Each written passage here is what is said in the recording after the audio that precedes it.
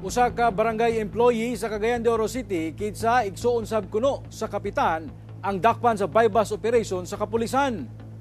Wala na makapalagpa kining usa ka alias Jojo, 54 anyos, dihang positibong napalitan og gituuhang shabu atol sa gikasang bypass operation sa Regional Drug Enforcement Unit 10 sa barangay Kamumanan sa Cagayan de Oro City niadtong July 30.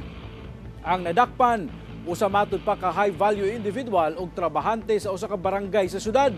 Una nang gikasa ang bypass operation batok sa suspect niadtong July 27 apan nakasibat kini mikabat sa 160 grams sa gituuhang shabu ang nakumpiska gikan sa maong suspect nga mobalor og kapin 1 million pesos. Mag-atubang siya og kasong paglapas sa Comprehensive Dangerous Drugs Act of 2002.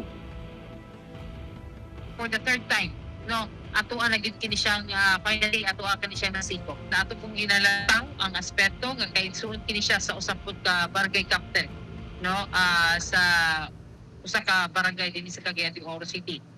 Do wala kitay ato pa kanang gina-validate kung aduna ba kini kalikitan or aduna ba kini koneksyon